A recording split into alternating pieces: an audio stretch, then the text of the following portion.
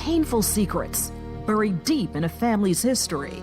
Who would want to dig it up, turn it over, examine what happened, why a family is what it is, the good and the bad? So when I heard my father have nightmares, screaming out like a little boy, and my mother waking him up and saying, Leroy, Leroy, you're having a dream.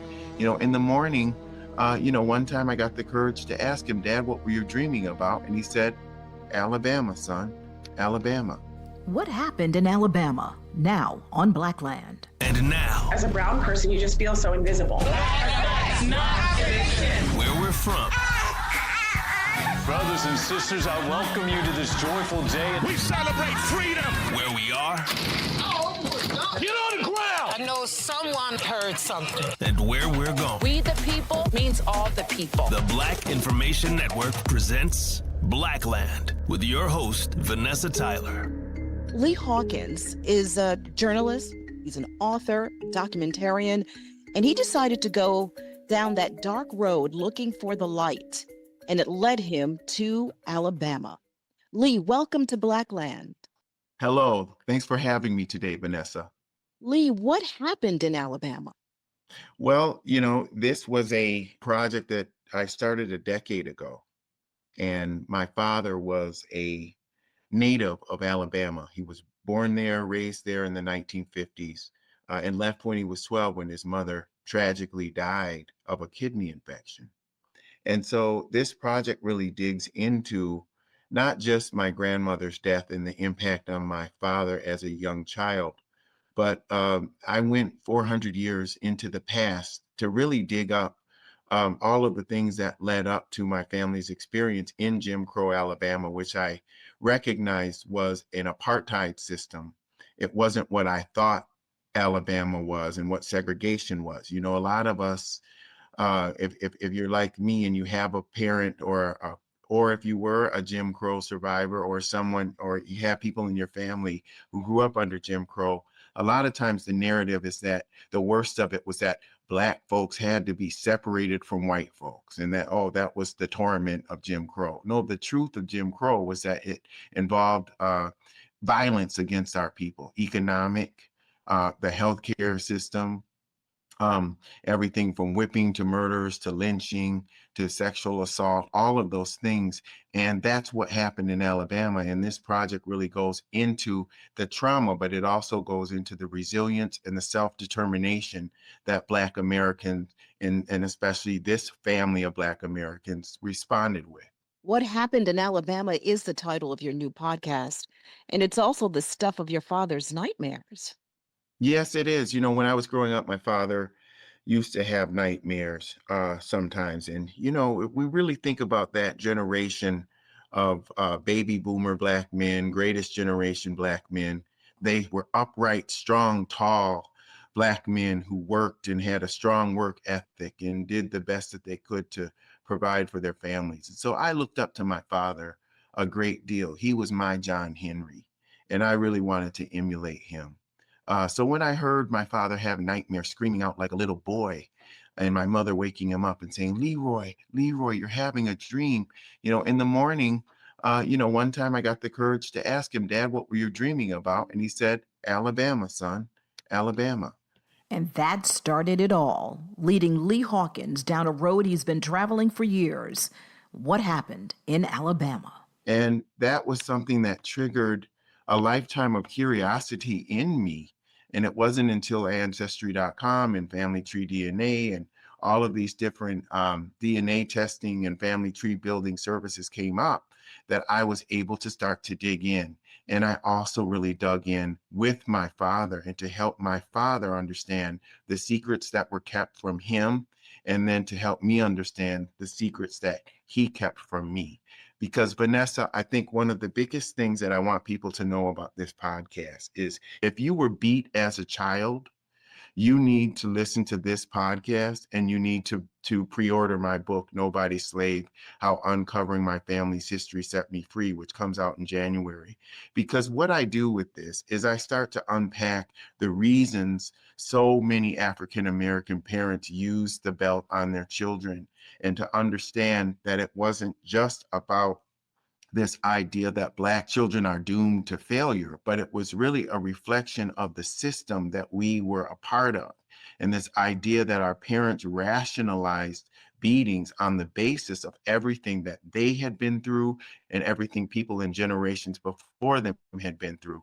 And, I think that in this podcast, I really give myself permission, and also my little sister, Tiffany, she's in the podcast.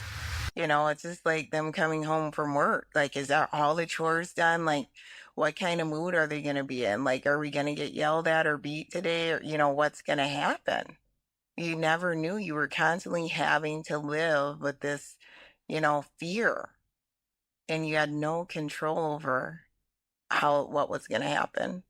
Right. And then our parents would come home and they were like military inspectors, and they would go over, mom would go over and make sure if there was a smudge on the mirror, then that meant you were going to go, she was going to come into your room, drag you out into the living room and beat you down and tell you, there was a smudge on the mirror.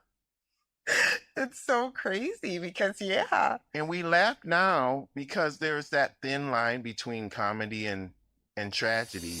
We give ourselves permission to say, you know what, that was wrong and we're going to break this cycle, but we understand where it came from. And I think that we need to start to really probe that. And this podcast and this book is going to help people understand the history behind all of those whippings people took. You grew up in Maplewood, Minnesota, which is, something that we don't really hear a lot for Black folks. And you had, of course, two hardworking parents, middle-class parents. You had two sisters. You had plenty of love. But as you started to talk about, you also had plenty of abuse. So, how bad was it, Lee?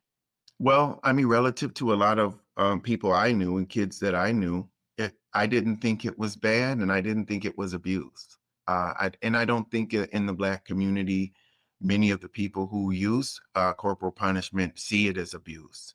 And so that's the first part that we really have to start to unpack. It took many years, and people will have to listen to the podcast to really understand the depth of how I got to that place where I did finally understand that even though I was a Black child, I shouldn't have gone through that experience, and that no Black child should. No child should, but many do. The beatings have crossed the line into abuse. Lee sees our painful past in that too. Give ourselves permission to understand the reasons it happened, but also to understand that Black children have bodily integrity, and that we never want to put ourselves in a position, for instance, where a father is using violence against a Black daughter.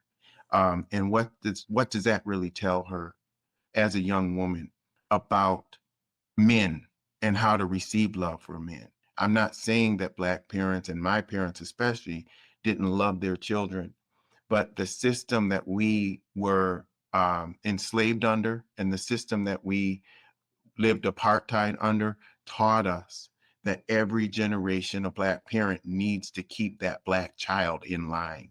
And so on one hand, we say that we despise the discrimination of the police and the violence that the police use against our people. But at the same time, the whipping culture, and I'm not saying that every Black family does this, but the Black families that do, the whipping culture that we now and in previous generations have imposed on our children is really in compliance with the very law enforcement system that we claim to actually be in protest of. We're doing exactly what as what I believe the modern overseer is telling them to do to our children. And that is something that's a deep issue, and it's something that we really have to start to be responsible about and start to look at what are the long-term implications of this on our children, not just from a standpoint of, it's not about the welts that you get when you get hit with the belt, but it's really about that anticipation of getting hit with the belt. Some of the biggest stress, Vanessa, I know you're a prominent journalist and you've had deadline pressure. I've had some very serious deadline pressure, very, very stressful job. But one of the things about it is none of the stress that I've had in terms of paying bills and being an adult has been anywhere close to the stress that I felt as a child, being in a home where you didn't know at any time when the next beating would come, especially if you knew that you did something and mom and dad were going to come home and you just knew for that 5-6 hour period that a beating was coming. That's a form of toxic stress. It's almost the same as if someone were to put in a gun to an adult's head. It's a level of stress and trauma that Black children many times go through over and over and over and over for a period of 18 years.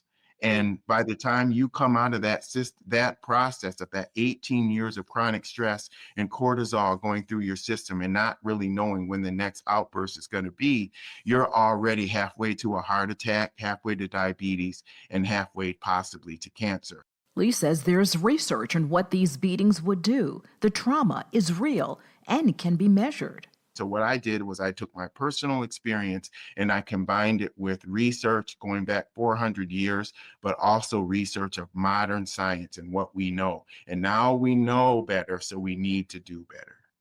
There's always been questions about why Black people have anxiety, most importantly, why we have high blood pressure, which seems to be like 9 out of 10 of us. So you're kind of relating all of this back as we dig deeper into the core of all these things, going back to Jim Crow, going back to slavery? That's a really good question, Vanessa. And I think that, yes, I think that if you look at slavery, for instance, and all the way to Jim Crow, every Black child, and I'm talking about Black American descendants of slavery now, those of us who descend from people who went through slavery and Jim Crow, every Black child has gone through trauma all the way from, of course, slavery, right? So we have that generation, 18 generations of our family, and then 5 generations of Jim Crow. So if you were under enslavement, of course you went through childhood trauma, and that would qualify for the Adverse Childhood Experiences Study. If you went through Jim Crow and lived under an apartheid system, of course, then you went through childhood trauma that would have a negative effect on your body and your mind. And then if you went through, some of us who went through integration, I mean, you mentioned that I grew up in Maplewood, Minnesota, but I was also very, very active in the Black community. And if I didn't have that Black community to offset some of the challenges that I was experiencing every day as one of the few Black kids in my school who managed to somehow to become the class president all 4 years, and my sister was a class president all 3 years and then became the homecoming queen, that was a lot of pressure that we were under. And so the integration experience also, to avoid becoming the next Philando Castile or the next George Floyd, every Black boy in Minnesota who lives only steps away from where those men were killed, we had to go through a lot of trauma. We had to always be thinking about our next step. We weren't Black boys from Philadelphia. We weren't Black boys from LA or Black boys from the Bronx. We didn't have Black teachers. We had to fight the battles of Black people every day if we were dignified, strong Black men. And so my point is that the stress of being African American is real, and there have been over 50 counties in this nation who have said that racism is a public health crisis. And the way that this toll that this is taken on our bodies is something to take seriously. And the last thing I'll say on this is that we have to accept that equality, racial equality, is a new concept in America. It's only been 60 years that Black people have been equal to white people on paper. America has only been trying for 60 years to look fair, for only 60 years. And so as America continues to struggle and try to come to terms with this notion that Black people would be equal to white people, we're still going through those growing pains. Yeah. And a lot of us have been caught up in the middle, not in slavery and Jim Crow, but in modern times. It's still very real today.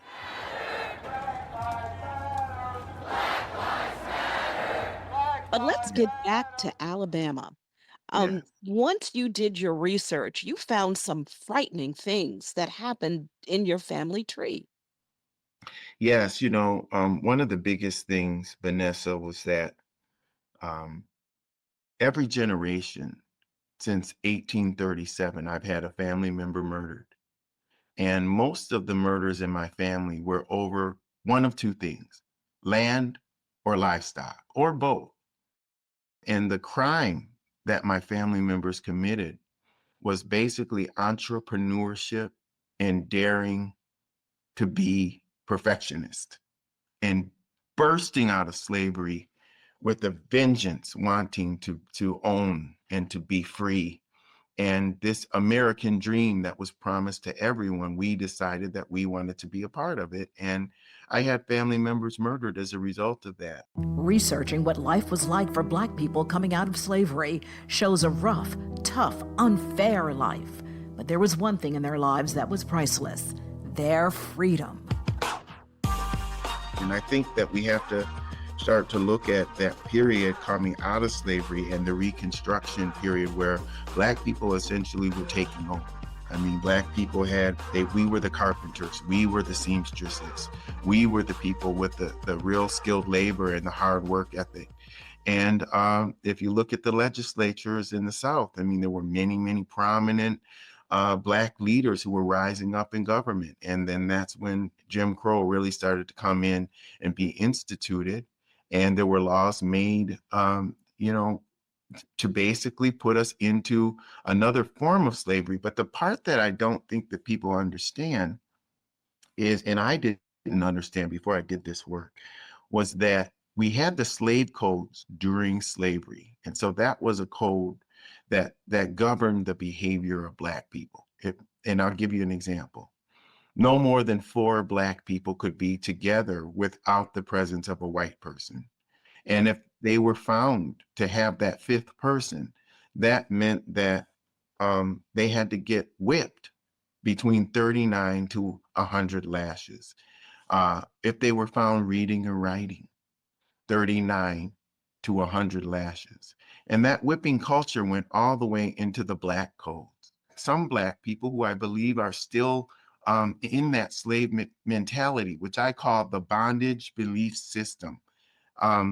That when people subscribe to the bondage belief system, they have a very hard time seeing other Black people exercise their authenticity and their autonomy. And that, to me, is a reflection of slavery. And so this book the podcast doesn't, but the book goes very deep into that mental process and how far we have to go and how much we have to think consciously about decolonizing our minds so that we can finally really get free. And that's what I'm trying to do, not only for myself, but also for my Black people who I love so much. I love my people, and I want to see our children really free. You're, of course, an award-winning journalist and former writer for the Wall Street Journal. Um, But you have this training with the mental health field as well, which is something that is very unique. And you were talking about how are we doing psychologically? As here we are today, 2024. We have a lot of issues that we're dealing with. We're still dealing with voting issues. So all these issues are still on the table. What is that doing to us? And then, of course, there is the crime issue that is very difficult for many of us to wrap our hands around, especially with these young people and the shooting and the violence and innocent people being killed.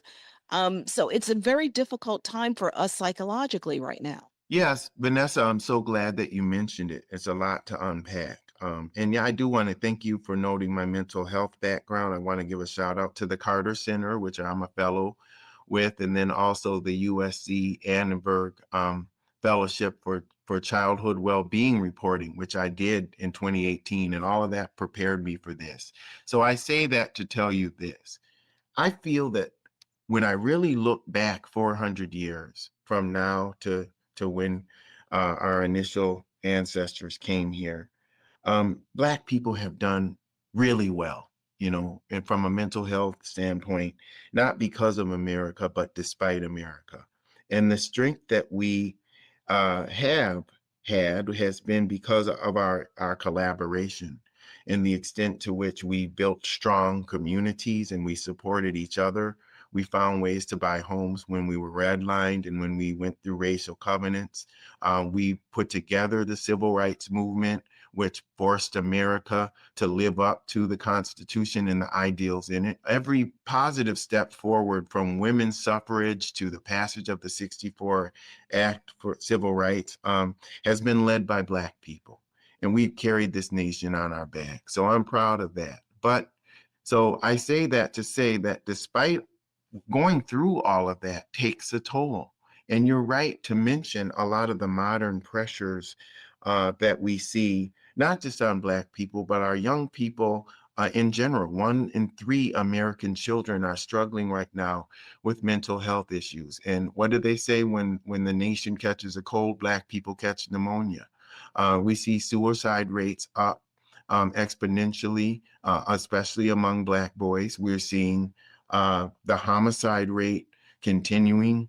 We've had over 280,000 Black men murdered since 1980, which is more than 5 times the number of casualties in the Vietnam War. And so, Vanessa, I'm so happy that you pointed that out, because I think it's a challenge, especially in the Black community of the elites, the journalists, the pundits, the professors. If you put most of us on CNN or MSNBC and we're in a debate with someone who's trying to discredit the Black Lives Matter movement, they'll say, well, what about the crime in the Black community? And most of us will say, well, that's not an issue. That's not an issue. All crime is intraracial, and every white person is more likely to kill a white person. A Asian person is more likely to kill an Asian person because of proximity. But you know what? That's not, in my case, we have to be honest that per capita, it's the highest in our community.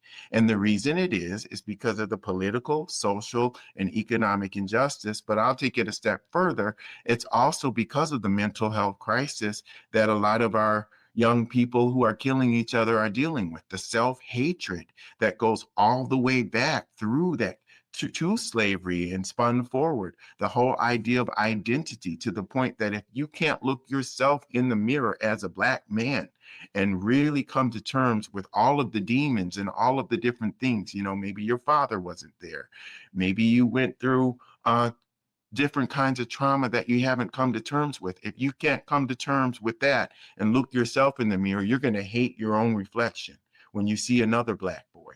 And I would say that a lot of the public perception is that so much of our homicides are about indiscriminate gang violence.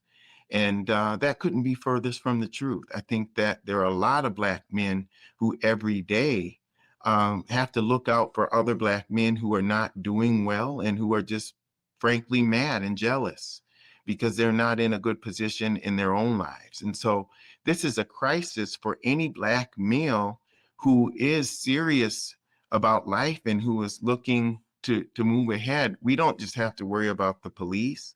We have to worry about our own people. I'll even go back to 1982 when I was 11 years old, the song, The Message, don't push me, 'cause I'm close to the edge. I'm trying not to lose my head. Right? It's like a jungle. Sometimes it makes me wonder how I keep from going under. That was, to me, the mental health battle cry for the young Black man of that generation. Lee Hawkins says researching, reporting, producing the podcast, What Happened in Alabama, revealed to him the African proverb, "It takes a village to raise a child," is true now more than ever. We all must be responsible for our children. If it's not going to be a church, okay, there has to be somewhere where Black people can take their children every day, once a week, to be around other Black children as family structures. No matter what that family looks like.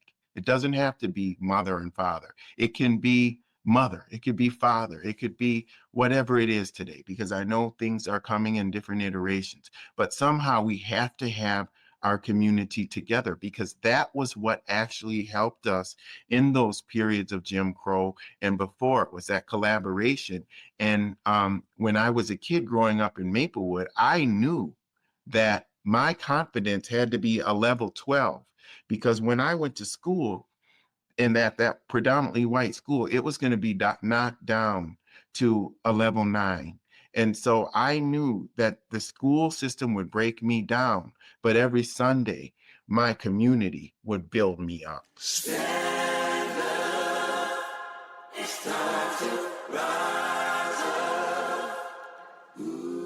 Part of the issue for us is tracing back to the roots of our family trees, meaning how do we do it with little or no knowledge beyond, for many of us, it's beyond our grandparents. That's about as far into history that we know. Is it necessary for us to dig deep in the past like you did, to go all the way back to Alabama, to find out what happened in Alabama for us to have a good future? I think so. Vanessa, I mean, you and I are in a field where we ask questions for a living. So maybe we're a little biased on that. But, for my person, I can't speak for everybody, but I'll tell you, my book, I Am Nobody's Slave, How Uncovering My Family History Set Me Free, really shows that I needed to do this work because I was that curious person. And I think that Black people in general, we're spiritual people. Many times we're feeling people, we're expressive people. And we're the best activists in the history of this nation, Black American descendants of slavery and Jim Crow.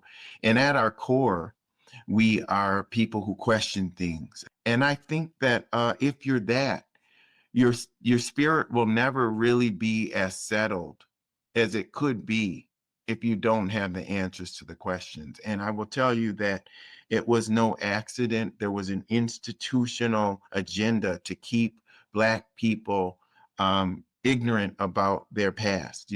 Frederick Douglass writes about how one of the worst questions you could ask an enslaver or overseer was about the day you were born, or about the people who came before you, because they wanted you to be genealogically disillusioned, so that you didn't have that sense of pride in who you were, or to even know who you were. That was strategic. If you look at the movie Roots, that was one of the hardest movies for me to watch as a 6-year-old boy when I saw Kunta Kinte. What's your name?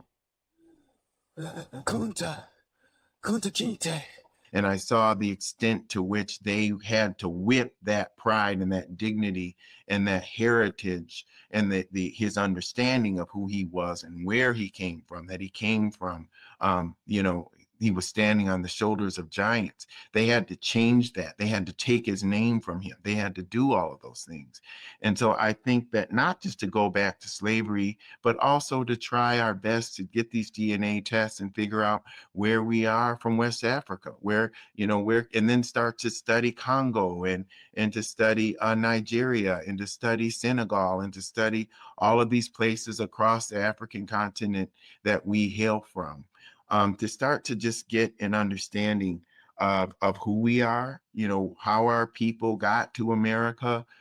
Once they were in America, what did they do? What did they accomplish? What was their philosophy?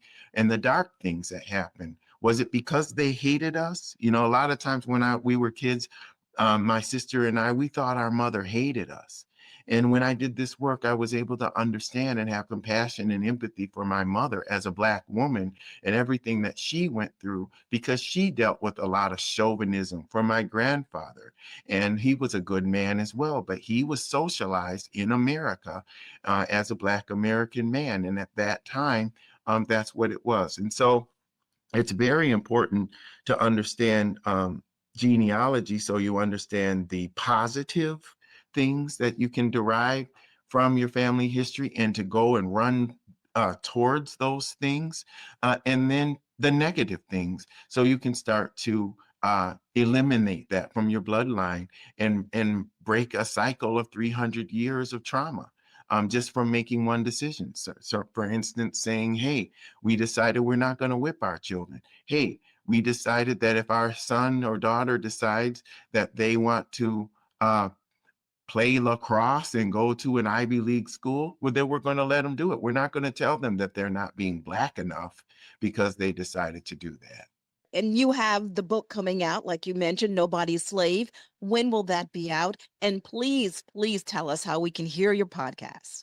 Okay, thank you so much. The book, I Am Nobody's Slave, How Uncovering My Family's History Set Me Free, comes out January 2025. But please, if you can, pre-order it now. I should tell you that my real agenda is to start to spread this message across Black America. And I said, if you were someone who received the belt when you were a kid, you must read this book. And the way to, really enhance the visibility of this book is to get the pre-orders. So then I will get good placement on Amazon and the different sites when it comes out. So if you can buy the book, great. And the podcast, whathappenedinalabama.org. Whathappenedinalabama.org is where you can find the first 3 episodes of What Happened in Alabama, the 10-part podcast series. So, yeah. Lee Hawkins, award-winning journalist and producer of 10-part podcast series, What Happened in Alabama. And what happened there can haunt and educate us all. Lee, thank you. Thank you for this tremendous opportunity. Please continue to amplify Black stories. I want to thank you so much. And I want to also say that I don't do this myself. I have a great team behind me. And it's just another example of us working together, as a people to move our people forward. I love you all. And thank you so much, Vanessa. Be sure to like and subscribe to Blackland on the iHeartRadio app or wherever you get your podcasts.